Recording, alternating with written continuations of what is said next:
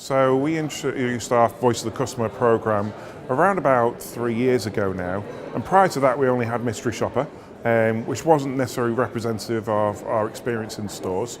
And I guess the main reason we wanted to bring in something different was to be able to get a broad range of feedback from customers. So we started off talking with around about 100 customers a month and interviewing them at the exit of their stores.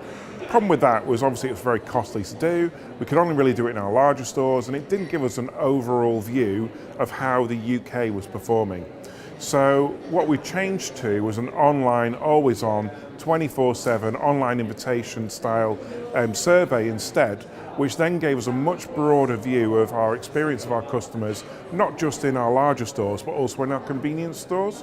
And I think where that's been particularly helpful is previously, particularly in these smaller stores, you've got to think that in the UK, overall, we've got about 2,600 shops.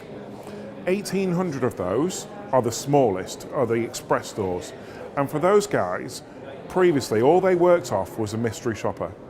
For the first time, we're able to tell them what their customers are thinking about the experience in these stores. And yeah, okay, those shopping trips are quite short, and sometimes that feedback is helpful, and sometimes it's a bit, yeah, we kind of know that, thanks, but tell us a little bit more, and we want to get more out of them.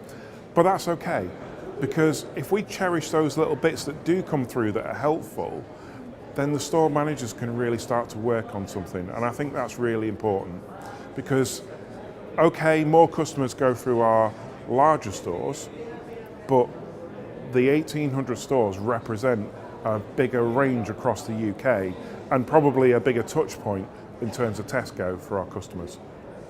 Our Voice of the Customer program, it's not owned by myself and marketing or other individual teams around the business. It's actually it's shared quite broadly, if I'm honest. So the responsibility of taking action on the feedback from those customers, falls quite clearly on the stores where it's there actionable for them. But then it's about what can we do with it when we get it up to that brand level?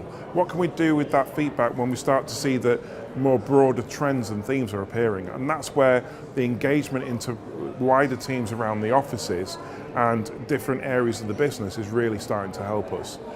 We're not finished yet. We're absolutely on a journey to do that. But we've made some good progress. We've got the engagement in the program from our senior leaders, and what we now need to do is spread that feedback across different areas to really help them understand what customers are saying about either products or services, or even just in general what they think about Tesco, because that's important. Because if we stay connected to our customers wherever we work, we're more likely to make the right decisions for the customers when we're making a change.